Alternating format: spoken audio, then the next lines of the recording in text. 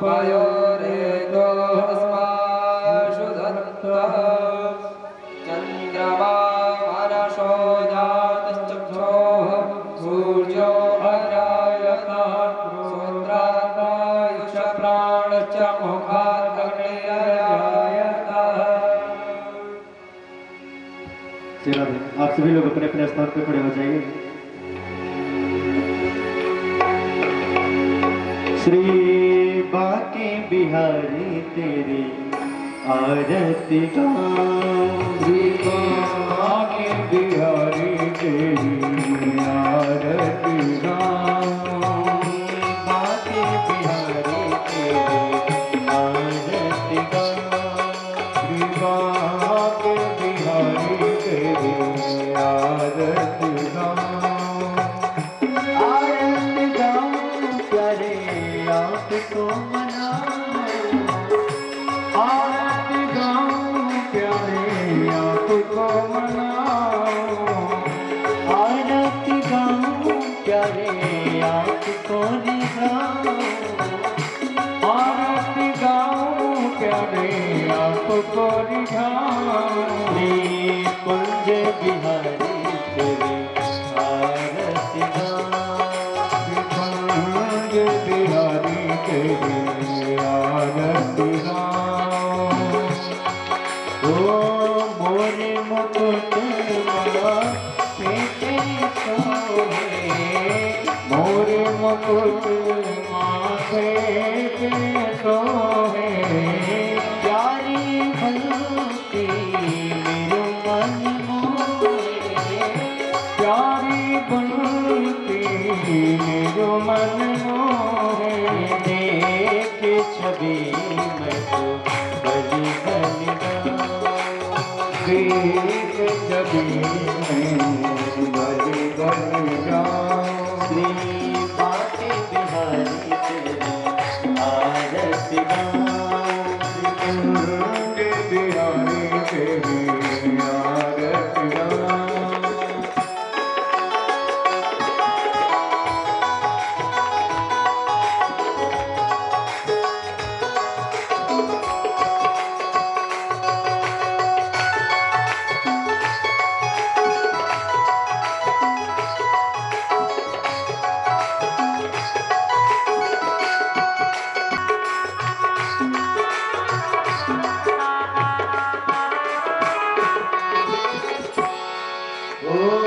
चरणों से निकली गंगा प्यारी, चरणों से निकली गंगा प्यारी,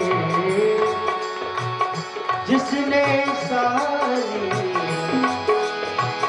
दुनिया तारी, जिसने सारी दुनिया तारी, उन्हें चरणों के मैं दर्शन पाऊं, उन चरणों में दर्शन पाऊं, श्री बाके बिहारी तेरी आरती गाऊं, श्री बाके बिहारी तेरी आरती गाऊं, ओ दाते अनाथ के नाथ आप हो, दास अनाथ के नाथ आप हो, सुख दुख जीवन प्यारे साथे आप हो, सुख दुख जीवन प्यारे साथ आप हो, सुख दुख जीवन प्यारे साथे आप हो, सुख दुख जीवन प्यारे साथ आप हो, उन्हें चरणों को मैं शीश झुकाऊं, उन्हें चरणों को मैं शीश झुकाऊं, श्री बाके बिहारी तेरी आरती गाऊं, श्री बाके बिहारी तेरी आरती गाऊं, ओ आरती गाऊं प्यारे आपको मनाऊं, आरती गाऊं प्यारे आपको मनाऊं, बाके बिहारी तेरी आरती गाऊं, श्री बाके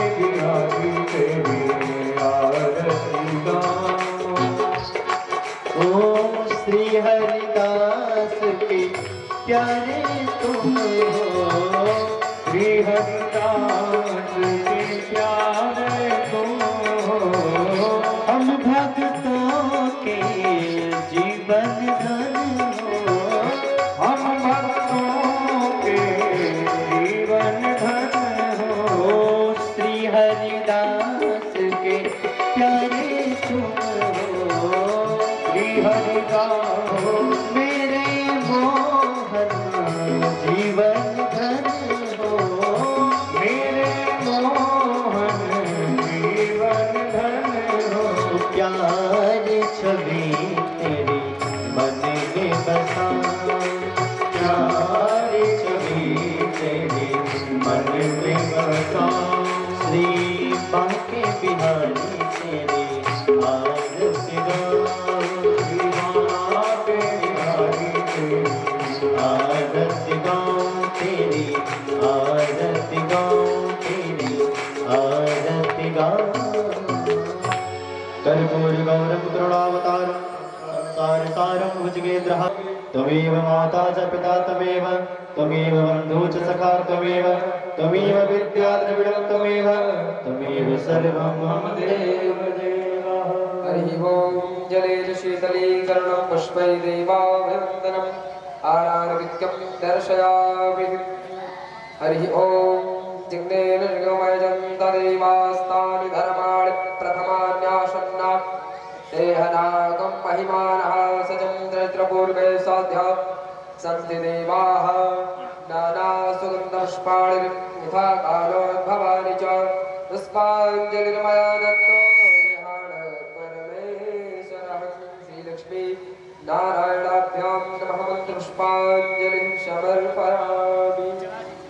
बोले श्री हनुमान जी महाराज की, श्री बांके बिहारी सरकार की जय। श्री सीतारामचंद्र भगवान की जय।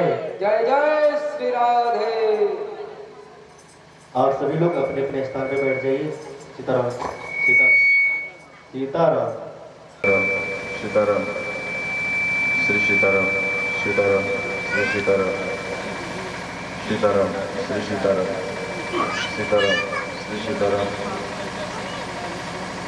विकल जैसे करो। श्री सीताराम सीताराम श्री सीताराम सीताराम सीताराम श्री सीताराम। स्वस्ति श्री गणेशाय नमः। श्री श्री राधा कृष्णाभ्यां नमः। श्री श्री सीतारामाभ्यां नमः। मातपुत्र चरण कमलेभ्यो नमः। श्री सद्गुरुदेवाय नमः। श्री श्री सरस्वती नमः। हरि ओम नमः परमहंसाय स्वादितचरण कमल मकरंदाय भक्तजनमानस निवासाय ध्येयं सदा वैभवं नमभीष्टदोम् चेतास्पदं शिवविरञ्चतुं शरण्यं विद्यार्थिहं प्रणतपालभवाब्धिपूतं वन्दे महापुरुषते शरणं वन्दे विभूषितकरान्नवनीरदाः पीताम्बरं गरुडबिम्बपाधरोष्टाः पूर्णेन्दुसुन्दरगोपादरविन्दरिद्राः कृष्णात् परं किमपि तत्त्वमहं न जाने। अज्ञानतिमिरान्धस्य ज्ञानाञ्जनशलाकया चक्षुरुन्मीलितं येन तस्मै श्रीगुरवे नमः। अतुलितबलधामं हेमशैलापदेहं तनुजवन्कृशां जानिनामं जगन्नं सकलवैनिधानं रघुपतप्रियभक्तिं वातजातं नमामि। या कुन्देन्दुतुषारहारधवला या शुभ्रवस्त्रावृता या वीणावरदण्डमण्डितकरा या श्वेतपद्मासना या ब्रह्माच्युतशङ्करप्रभृतिभिर्देवैः सदा वन्दिता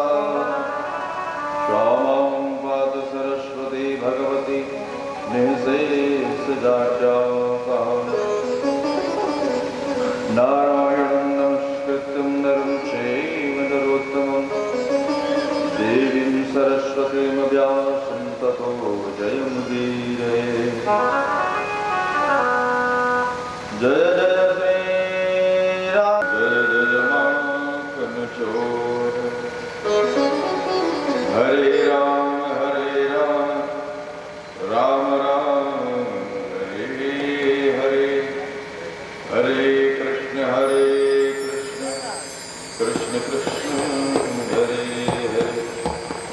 हरे हरे राम राम राम हरे हरे हरे कृष्ण कृष्ण कृष्ण हरे हरे।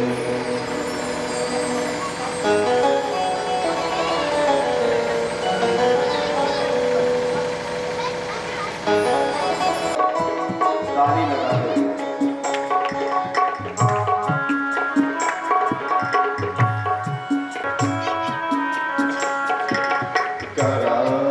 करारविन्देन पदारविन्दं अरविन्दे विनवेशं करारविन्देन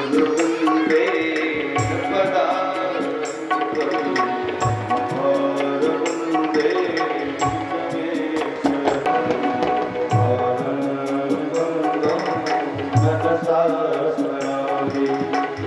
कृष्ण गोविंद हरे मुरारे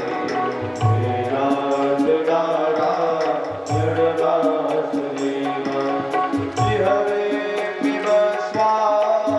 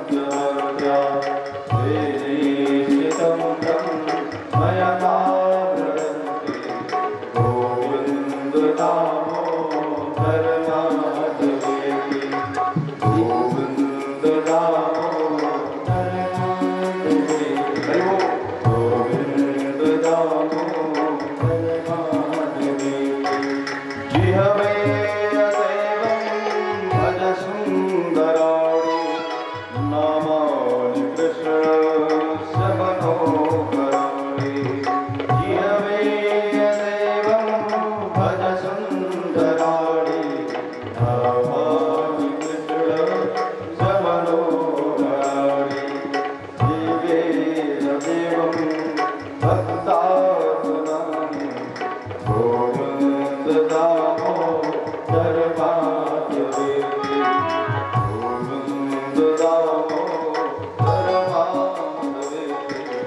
गोविंद दामोदर माधवेति।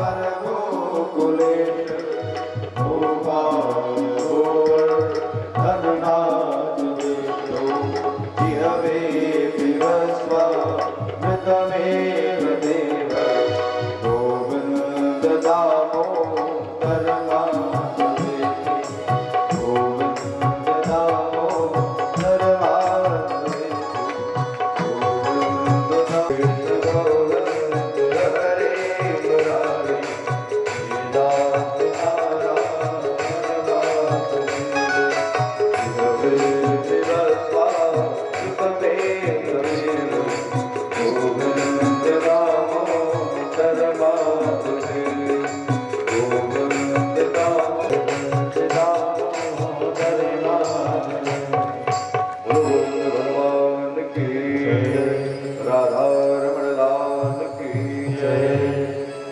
जाता है। स्तुति किसे कहते हैं? महाकवि कालिदास कहते हैं कि स्तुति कश्य न तुष्टयते।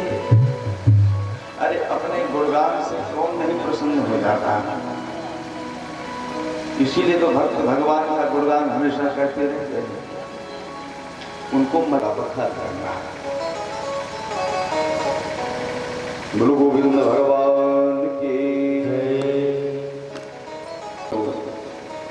दीनानाथ, जगन्नाथ, प्राणनाथ, दीन दयाल, दया सागर, भक्त वांछा कल्पतरु, तड़ित विनंदित पीतांबरधारी भगवान श्री राधा कृष्ण के साक्षात प्रतिमूर्ति श्रीमद् भागवत सप्ताह पारायण ज्ञान यज्ञ का आपके इस परम मंगलमय, इसको नीचे करना है भैया, ये बराव गांव के इस सुंदर पवित्र और मंगलमयी धारा पर आज तृतीय दिवस की धारा प्रवाहित और प्रसारित हो रही है।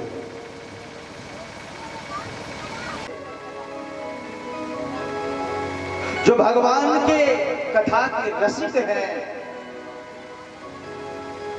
जिनका जीवन ही उनकी कथा है, ऐसे सभी पिपासुओं से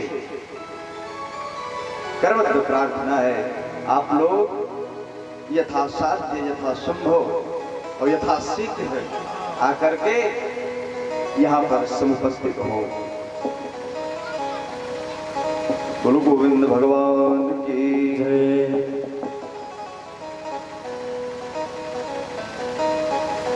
भगवान ने गीता में कहा है कि यंत्रारूढ़ानि माया।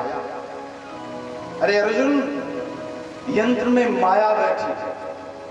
तो हमको लगता है जो यंत्र लगा है आज माया अपना काम कर रही है, थोड़ा इधर उधर बैलेंस नहीं बन पाता है। वही सारे साधन वही हैं जो कल थे, इतनी सुंदर आवाज आ रही थी, वो भी वही है, लेकिन पता नहीं आज क्यों ऐसी स्थिति हो रही। गुरु गोविंद भगवान की। तो आइए हम लोग चले नैमिषारण्य के उसी परम मंगलमय तट पर, जहां पर श्री सूत जी विराजमान है, शौनक आदि महात्मा विराजमान है। कल आप लोगों ने सुना भागवत के जो वक्ता हैं, प्रधान वक्ता, उनकी चरित्र कथा सुनी। क्योंकि भगवान कृष्ण की कथा, भगवान कृष्ण की कथा परीक्षित के जन्म से ही प्रारंभ होती है महाराज। भागवत तात्पर्य, जब श्रोता का जन्म होता है, एक भाव है, जब तक श्रोता का जन्म नहीं होगा तब तक कथा कौन सुनेगा। अभी तक केवल नैमिषारण्य में बैठकर सूत और शौनक के बीच नाना प्रकार के संवाद चले, लेकिन अब शौनक ने पूछा, महाराज जी, वो आपने कहा था परीक्षित को, जब अमृत पिलाने देवता ने सुखदेव जी ने भगा दिया, उनको शाप लगा, ये कैसे हुआ? ये परीक्षित कौन थे? इनका नाम क्या, इनका काम क्या, इनका धाम क्या? आप हमें सविस्तार सुनाएं। बोले यदा वृद्धे कौरव संचयाना। बात उस समय की है जब महाभारत का युद्ध समाप्त हो गया।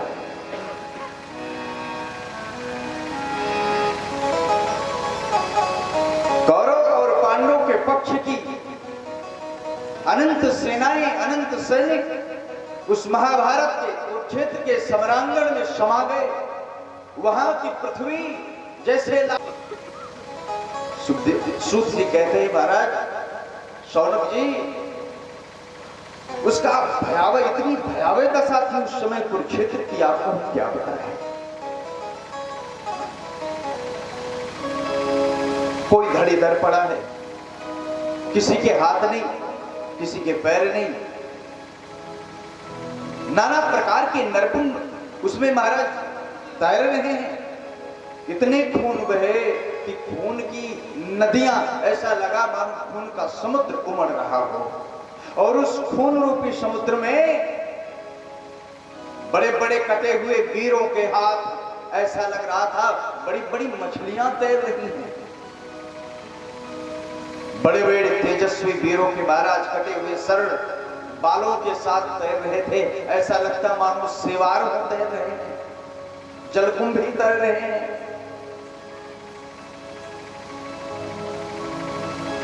और ऐसी भयावह दशा में डाकिनी, साकिनी, पिशाचिनियां, यक्षिणियां वहां पर महाराज तांडव कर रही हैं, लाशों को नोच नोच के खा रही हैं, उनका रक्तपान कर रही हैं। आज मानो उनके लिए उत्सव है। बड़े बड़े गिद्ध बटेर जैसे बड़े बड़े पक्षी चोंच वाले वहां पर मांसों के महाराज टुकड़े को ऐसे लपक रहे हैं कि आज उनको परम निधि मिल गई है। अरे महात्माओं, केवल इतनी बात नहीं थी, उसी सम्रांगण में एक जीवित व्यक्ति भी पड़ा था और उसका नाम था दुर्योधन।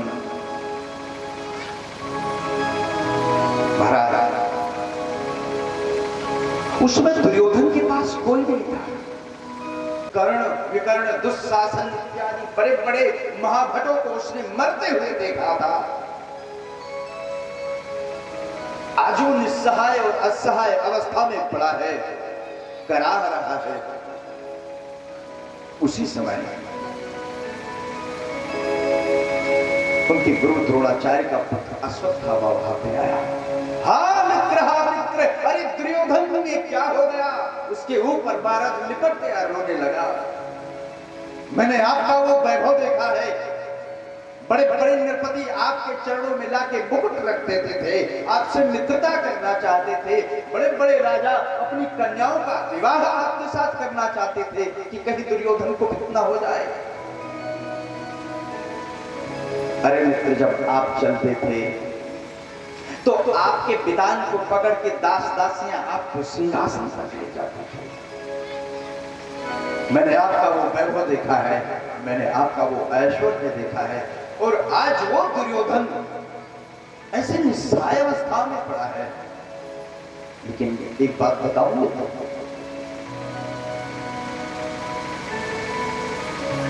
आपने सबसे बड़ी गलती की है। आपने सेनापति उन्हीं को नियुक्त किया जो मन से, वचन से या फिर धन से किसी न किसी कारण पांडवों से जुड़े थे। वो चाहे पितामह हो, चाहे गुरु द्रोणाचार्य हो, और चाहे गुरु कृपाचार्य हो, चाहे कर्ण हो। आपने उन्हीं को सेनापति बनाया जो उनके साथ कहीं ना कहीं जुड़े थे। मित्र, मैं सच कहता हूं, अगर आपने मुझे पहले दिन बना दिए होते सेनापति, उसी दिन महाभारत समाप्त हो जाता। ये आज की नौबत ही न आती। दुर्योधन हंस के बोला, मित्र अश्वत्थामा, चलिए, जो बीत गई वो बीत गई। भागवत गीता कहती है, अनन्य असोचस्तुम प्रज्ञा वादांश भाषसे अगता शूंश नाद सोचंत पंडिता। हे अर्जुन, जो बुद्धिमान होते हैं, जो विवेकवान होते हैं, वो न तो बीते हुए को लेकर रोते हैं। एक माता जी थी, हमें मिल गई बुढ़ी माता, ओ महाराज और कोई नहीं है, इतना रोती है मैया। तो एक दिन हम जब कथा पंडाल की तरफ आ रहे थे, वो भी आ गए। हमने कहा, मैया एक बात बताओ, आप कथा में सबसे आगे बैठती हो पंडा, हमारा तो बोले रोती क्यों हो आप? आज से 50 साल पहले जब मैं विदा होके आई थी, मेरी सास ने मुझसे चाय तक नहीं पूछी। अच्छा, इसीलिए बोले हाँ, बड़ी व्यथा हुई। हमने कहा 50 साल से एक छोटी सी बात उसको रोने पर मजबूर कर दिया है। ये मानव की सबसे बड़ी भूल है कि महाराज वो पुरानी से पुरानी बात को लेकर बैठा रहता है और रोता रहता है। बल्कि होना तो ये चाहिए। अच्छा एक बात बताओ, क्या आपने किसी गाय को, भैंस को, कुत्ते को, बिल्ली को हंसते हुए देखा है? हैं? या किसी चिड़िया को एक कौवा आ गया हो? हे महाराज, ये की चीज याद आई? भूत विसाज निकट नहीं जावे, महावीर जब नाम सुनावे। अरे बिल्ली भाई हंस रही है, बिल्ली नहीं हंस सकती, गाय भैंस नहीं हंस सकते, पक्षी नहीं हंस सकते, हंस केवल इंसान सकता है महाराज। और एक बात पता है, हमको भगवान ने जब अपना एक्सरे करा के कभी देखो चेहरे का, जब चेहरे का एक्सरे कराओगे तो यहां तक भगवान ने गला फाड़ा इसका, ये ऐसे हंस रहा था, 32 सिंह निकाल के। कभी कंकाल देखो, देखो कहां तक हंसता है, यहां तक महाराज ऐसे दांत काट के हंसता है। भगवान ने हमें बनाया ही है हंसने के लिए। कथा किस लिए? बोले प्रसाद प्रसन्नता। कथा में आए और दुखी हो गए तो आपने कथा सुनी नहीं महाराज। अरे बाहर से रोते हुए आओ, दुखी होके आओ, और यहां से निकलो तो होठों पर मुस्कुराहट हो। क्योंकि दुनिया में, दुनिया के लोग सारे पीछे पड़े हैं रुलाने के लिए, जो हमें हंसा सकते हैं, बाकी तो दुनिया रुलाने में पड़ी है। तो कहने का तात्पर्य, दुर्योधन ने कहा भैया पुरानी बातें तो न याद कर।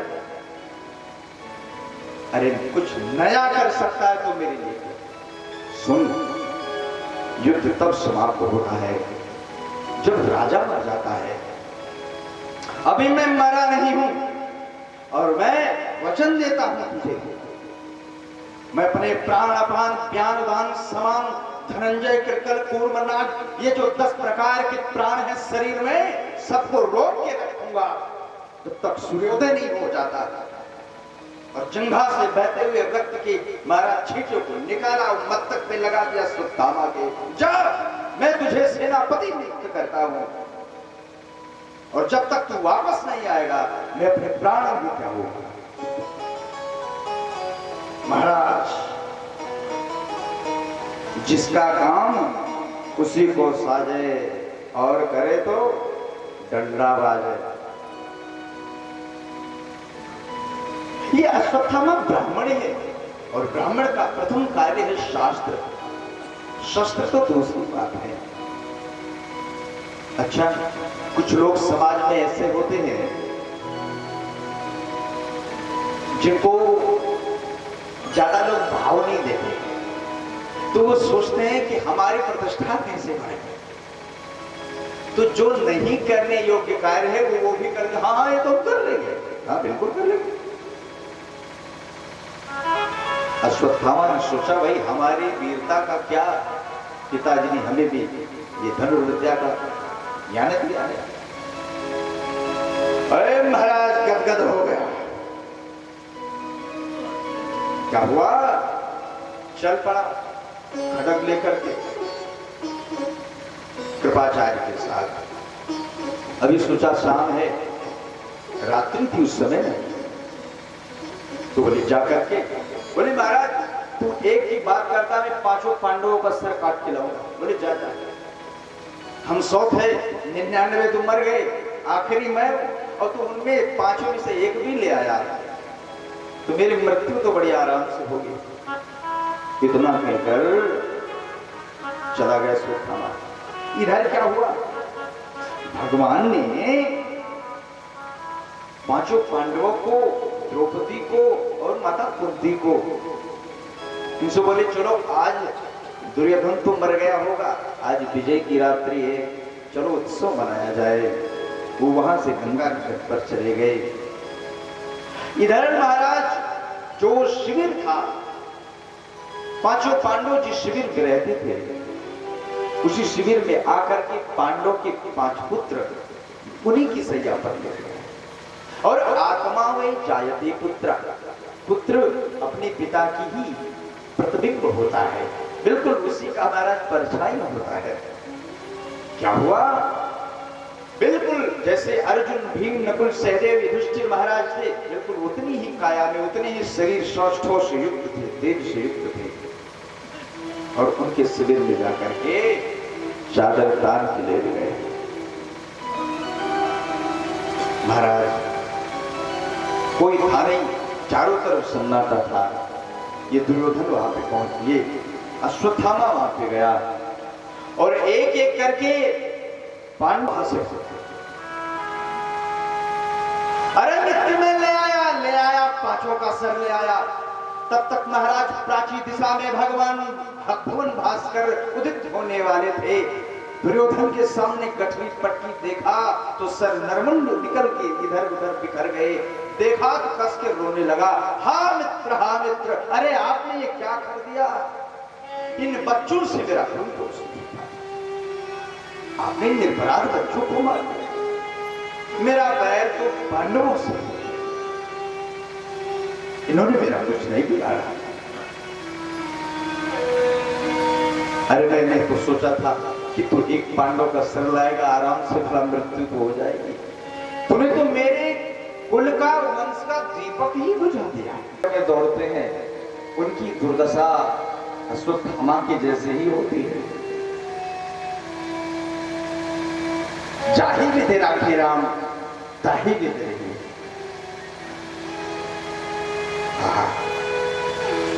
प्रातः काल हुआ, उधर से भगवान माता कुंती के साथ, द्रौपदी के साथ वो 5 पांडव आए। भैया जब वहां पे माता द्रौपदी थी ना, तो पता नहीं कि उनके दाहिने अंग बहुत बढ़ रहे थे। हाथ फड़कती है, कभी हाथ फड़कती है, ये क्या हो रहा है? ये मंगलकारी तो नहीं है। देखो मेरे 5 पुत्र हम छोड़ के आए हैं।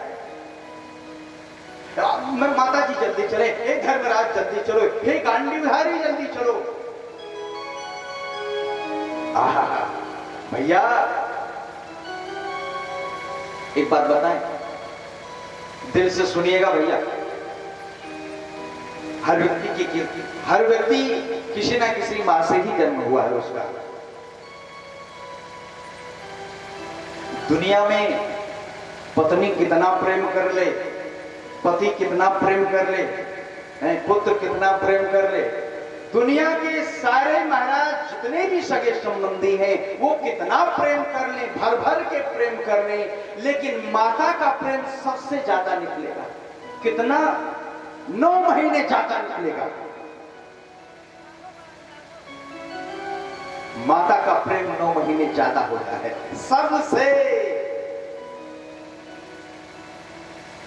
और बच्चा चाहे शहर में रहे, चाहे किसी बाजार में रहे, जब बच्चे के ऊपर कष्ट आता है तो उसके बाद सबसे पहले मां ही निकलता है। मुंह खोलते ही मां बोलेगा पहले, और माता को सबसे पहले उसका संदेश मां के पास आएगा। क्यों? क्योंकि बच्चे का और माता का जो मन होता है, ये मन के कनेक्शन होता है। कैसे?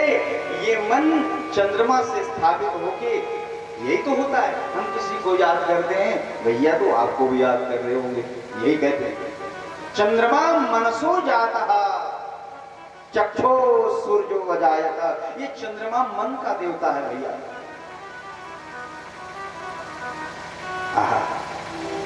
इसीलिए जिसका पति प्रदेश में जाता है, वो अगर पति सामने नहीं तो करवा चौथ के दिन चंदा को देती है। ओहो,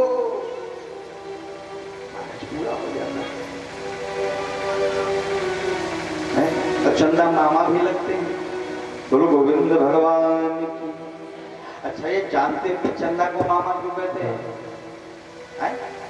भाई हम तो छोटे थे तभी से माता हमारी सब कहते थे चंदा मामा। और बड़ी बात जब गोविंद ने अवतार लिया उनको भी यशोदा मैया ने चंदा मामा, तो भैया ये पूरे जगत के मामा है क्या? अच्छा तो रिश्तेदारी कब से हो गई मामा वाली? कब से मामा लगने लगे भाई? अच्छा ये मामा है तो फिर इनकी बहन हमारी माता लगती होंगी, हैं? इनके बहनों ही हमारे पिताजी लगते होंगे। ये है कौन? मात पिता तुम मेरे, शरण गहूं मैं किसकी, स्वामी शरण गहूं मैं किसकी, तुम बिन और न दूजा, बिन और न दूजा, प्रभु बिन और न दूजा,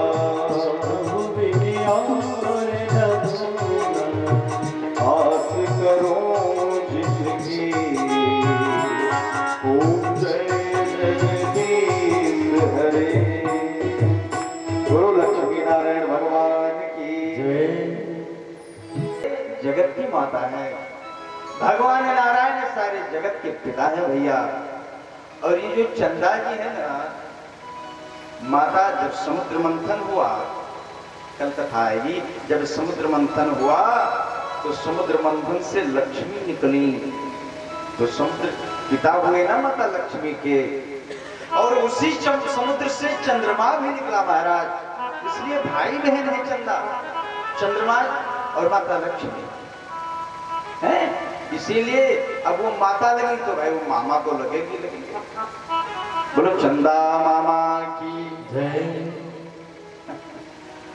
आशंका हो रही है, वहां से दौड़ती दौड़ती आई, कई बार तो गिरते हुए बची। महाराज जो शिविर का वो पर्दा लगा था ना, वो जब अश्वत्थामा ने सर काटा तो खून के फव्वारों से महाराज एकदम से सन गया था। माता का हृदय धड़कने लगा, दौड़ती दौड़ती गई, हा पुत्र करके मूर्छित अवस्था में गिर पड़ी। दौड़ करके महाराज गोविंद ने उनको संभाला।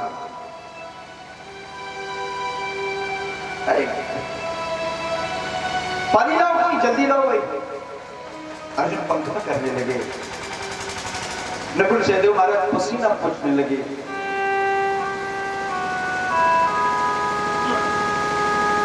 भीम ने महाराज शपथ ले ली, मैं शपथ लेता हूं कि आज के सूर्यास्त के पहले जिस भी ने ये कृत्य किया है उसे मैं जिंदा नहीं छोड़ूंगा, मैं उसे मार डालूंगा।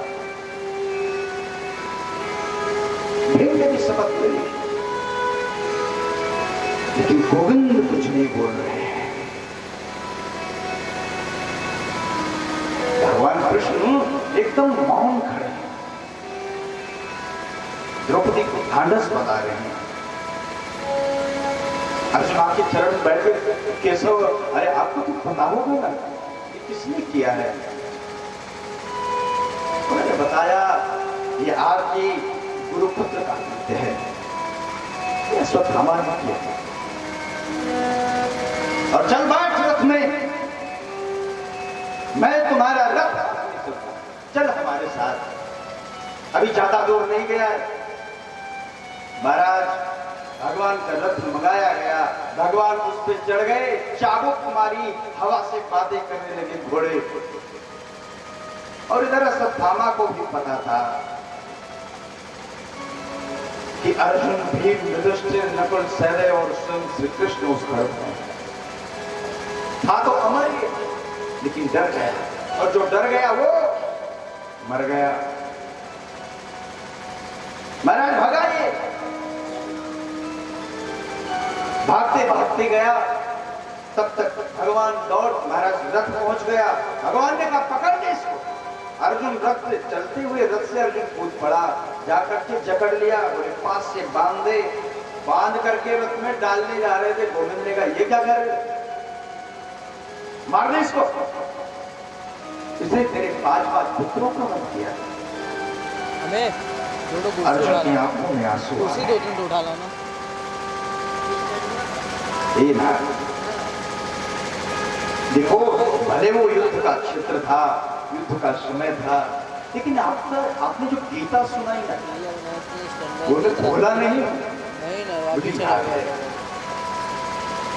जब गीता के एक श्लोकों को याद करता हूँ तो हमसे मेरे कहने हाथ रखा कांप है, जाते हैं।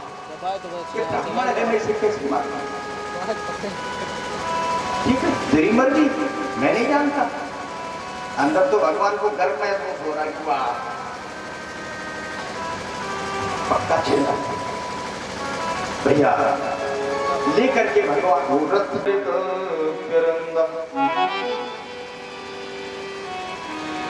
माता द्रौपदी 5 अरे एक बेटा मरे 5 बेटा मरे, दुख तो उतने होता महाराज। बेटा चाहे 10 साल का होके मर जाए, चाहे 5 साल का होके मर जाए, चाहे 3 महीने का होके मर जाए, दुख तो उतनी होता है। कहा तो महाराज 5 बेटों के दुख से कातर है, रो रही है, बार मूर्छित हो रही है। और उधर जब अर्जुन रथ लेके पहुंचे, अरे देवी मैं हत्यारों को लेके आ गया हूं, इसी हत्यारे ने हमारे 5 पुत्रों की हत्या की है। द्रौपदी दौड़ के गई, देखा अरे मुंचता में स ब्राह्मणों नितराम गुरु, छोड़ दो इन्हें, अरे छोड़ दो इन्हें। हे भीम पुत्र, आपको याद नहीं है ये वही गुरु पुत्र अश्वत्थामा है। जब हाथी की हौद में बैठकर आते थे तो आप कंधे पर इनका चरण रख के नीचे उतारते थे। एक कांडी उधारी, ये वही गुरुपुत्र अश्वत्थामा है। जब ये आते थे तो आप जल लेके झंझरी में दौड़ते थे धोने के लिए। हे नकुल, हे सहदेव, ये वही गुरुपुत्र अश्वत्थामा है। जब ये आते थे आप जलपान लेके दौड़ते थे। छोड़ दो इन्हें। अब गोविंद अपने आप को रोक नहीं सके, आंखों से आंसू के पनारे फूट पड़े। 5 पांडवों के आंखों से आंसू आ गए। अरे हम सोचते थे भैया कि ये बड़ी भाग्यशाली है जो हम जैसे 5 पतियों का वर्ण किया है। अरे नहीं, हम भाग्यशाली हैं जो द्रौपदी जैसी पत्नी हमें मिली है। गोविंद के आंखों से आंसू के पनारे फूट पड़े। सीना ठोका और देखा मेरी बहन है। द्रौपदी ने कहा अरे अगर आप उसको मार दोगे तो जैसे मैं आज रो रही हूं, अरे तुम तो पिता लोग हो, तुम तो पुरुष हो, तुम्हें क्या पता कि बच्चे की मरने का दुख कितना होता है। जैसे एक पुत्र मरे वैसे 5 पुत्र मरे, दुख बराबर होता है। मेरे 5 पुत्र मरे हैं, मैं वो दुख झेल रही हूं। अगर ये मर जाएगा तो माता कृपी का होगा, वो तो विधवा हो चुकी है, द्रोणाचार्य से पहले मर गए और कोई उनका सहारा नहीं है। इन्हें छोड़ दो। छुड़वा दिया महाराज। ये मां का हृदय है, ये मां का है। वो मां नहीं है जो महाराज अपने बच्चे को तो मालपुआ खिलाए, दूसरे बच्चे को हम नहीं खेलते।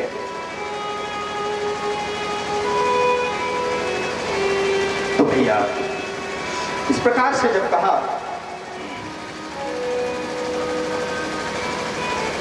गुरु गोविंद भगवान की, कभी कभी भाव ज्यादा आ जाते हैं महाराज, और जब भाव आ जाता है यहां कंठ तक न, जब डूबने लगते हैं, चाहे वो श्रोता हो चाहे वक्ता हो, तो पानी नहीं रह जाते। अगर अभी भी चिल्ला रहा है मैं बचाओ बचाओ, तो समझो डूबा नहीं, और जब आवाज बंद हो गई तो समझो डूब गया।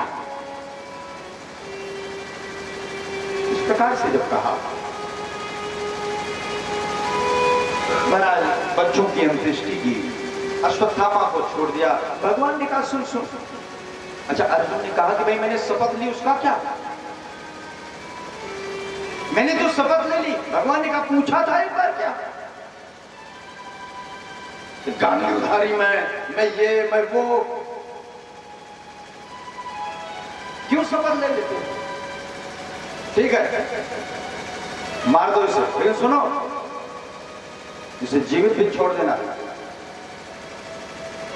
अर्जुन का माथा ठनक गया कि मार दे फिर जिंदा छोड़ दे, ये क्या कर रहे हो भाई? आप जैसे अगर न्यायाधीश हो जाए 2-4 न्यायालय में तो न्यायपालिका ही भ्रष्ट हो जाएगी। ये टेढ़ी टांग वाले हैं, तुम खड़े भी टेढ़ी टांग से होते हो, अब काम भी बड़ा टेढ़ा करते हो। किसी की चीर चुराते हो तो किसी की चीर बढ़ाते हो। कहां तो द्वारिकाधीश बन के विराजमान हो उस सुधर्मा सभा में जहां शिव भी आज्ञा लेकर प्रवेश करते हैं, और कहां हमारे ड्राइवर बन गए, हमारा रथ हाँक रहे हो, हमारे पसीने पोंछ रहे हो, हमारे घायल घोड़ों की उपचार कर रहे हो। अरे मैं आपका दास हूं, शिष्यस्ते हम सालिहां तम प्रपन्ना, आप हमारे गुरु भी हो। आपसे करबद्ध प्रार्थना है कि साफ साफ बताओ, मैं टेढ़ा मत बताओ। भगवान ने कहा कि ब्रह्म बंधुर्न हंतव्यम आतताई बधारणम। अर्जुन, ब्राह्मण की हत्या नहीं होनी चाहिए, और आतताई कोई भी हो, ब्राह्मण हो, क्षत्रिय हो, वैश्य हो, शूद्र हो, महात्मा हो, धर्मात्मा हो, कोई भी हो, उसको छोड़ना नहीं चाहिए। ताहि बधे कछ दोष न होई रघुनाथ जी। अगर आप पापी व्यक्ति को आतताई, मैं ये नहीं कह रहा हूं कि जाके किसी पापी का डाकू का मर्डर करने लगो, बोलो गोविंद भगवान की जय, ये नहीं, लेकिन आप जाने अनजाने में अगर किसी आतताई का वध भी कर देते हो तो आप समाज को पवित्र करते हो। तो इस प्रकार से जब कहा तो अर्जुन ने, देखो एक चीज नीति शास्त्र में कहा गया है, मरा कौन? जिसका यश मर गया। मृतम एवास्ति यशो न यस्य, जिसका सम्मान मर गया, जिसका यश मर गया, जिसकी प्रतिष्ठा समाप्त हो गई है। लड़के ने कुछ ऐसा किया कि पिता की बदनामी हो गई, अब चौराहे पर बैठना दूभर हो रहा है, बिल्कुल मरा सा हो गया बेचारा।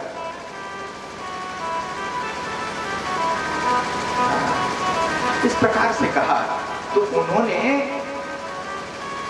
संभावित कहूं अपजस लाहू मरण कोटि सम दारुण दाहू। गोसाई जी कहते हैं अगर अपमान हो जाए तो समझो मर गया।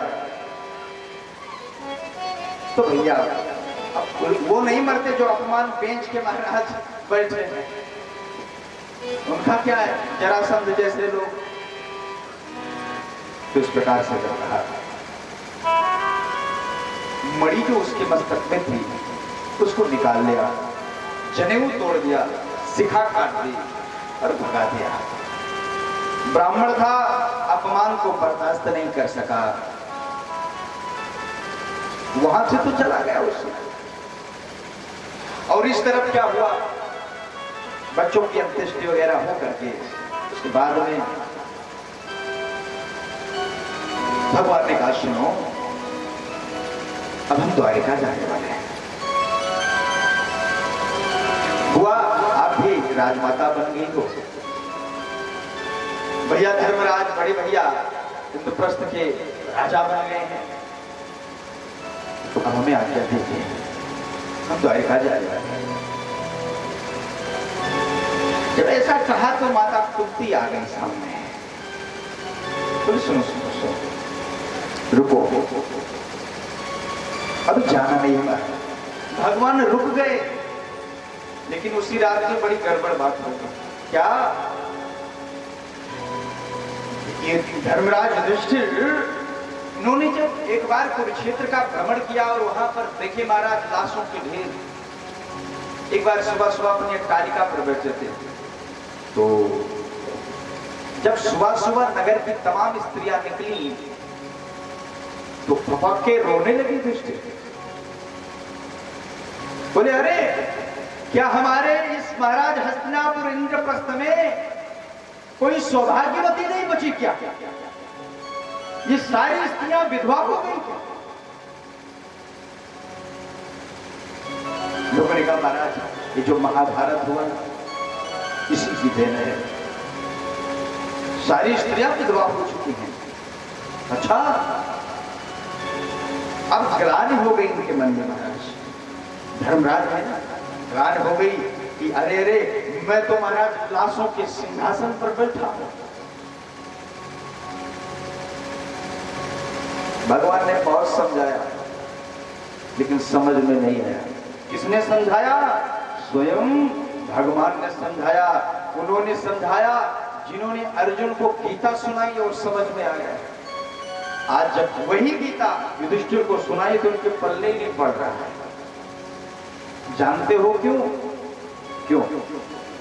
कारण ये है कि जब तक कहने वाले के प्रति सुनने वाले का आदर का भाव नहीं होगा तब तक वो उसकी बात का लाभ नहीं उठा पाएगा। अर्जुन भगवान श्री कृष्ण को अपना गुरु मानते हैं और अर्जुन भगवान से छोटे भी हैं, लेकिन धर्मराज बड़े हैं, युधिष्ठिर महाराज भी बड़े हैं, तो कृष्ण के प्रति उनका वात्सल्य भाव है। जैसे अर्जुन के प्रति है, नकुल के प्रति है, सहदेव के प्रति है, तो उन्होंने उनकी बात को गंभीरता से ले लिया। जब इस प्रकार से महाराज हुआ तो उन्होंने भगवान कृष्ण समझ गए कि इनको लगता है कि पकी दाढ़ी चाहिए, हैं? इनको पकी हुई दाढ़ी चाहिए।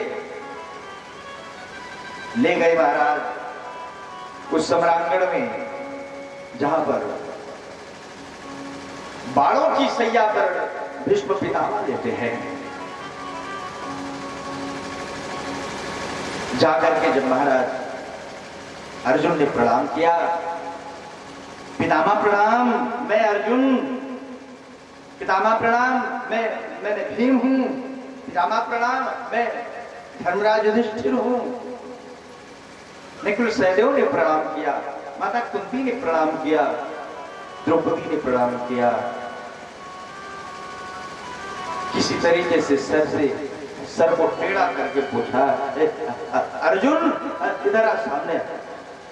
वो द्वारकाधीश नहीं आया क्या? अरे मैं उसके इंतजार में अपने प्राणों को रोक के रखा हूं, वो नहीं आया क्या? भगवान सामने आ गए, पितामह प्रणाम, तो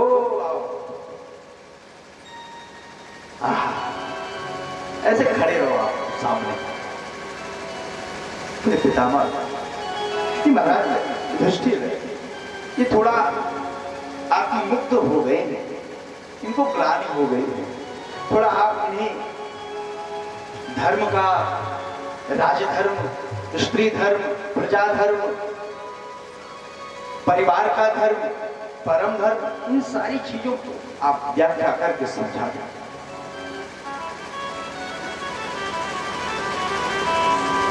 ठीक है, पहले मैं कुछ बोल लूं फिर आप बोलिए। युधिष्ठिर को सामने लाए, राजधर्मान, ज्ञान धर्मान, स्त्री धर्मान विभागसा, एक एक धर्मों का महाराज उचित व्याख्या की, धर्मराज को समझाया। धर्मराज संतुष्ट हो गए और युधिष्ठिर धर्मराज से कहा कि सुन,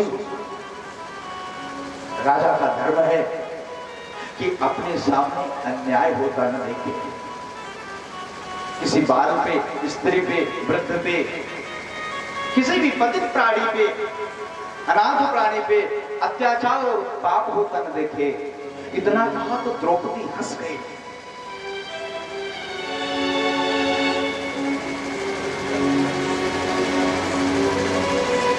पितामह के कान में आवाज गई, अरे ये कौन हंसा है, मेरे सामने आओ। अरे कुंती तू हंसी थी क्या? नहीं। फिर कौन हंसा? अच्छा द्रौपदी तू हंसी, क्यों हंसी? कांप गई द्रौपदी, अरे पितामह हमें क्षमा करो, बस वो तो ऐसे ही निकले। क्यों? आप कुलीन घर की स्त्री हो, आप पांडव की पत्नी हो, कृष्ण आपके सखा हैं, कुरुकुल की वधू हो, और जो कुलीन स्त्रियां होती हैं वो बेवजह नहीं हंसती हैं। क्यों हंसी है? मैं ये शंका लेके नहीं मरना चाहता बिटिया। द्रौपदी की आंखों में आंसू आए, बोले पितामह हमें क्षमा कर दीजिए।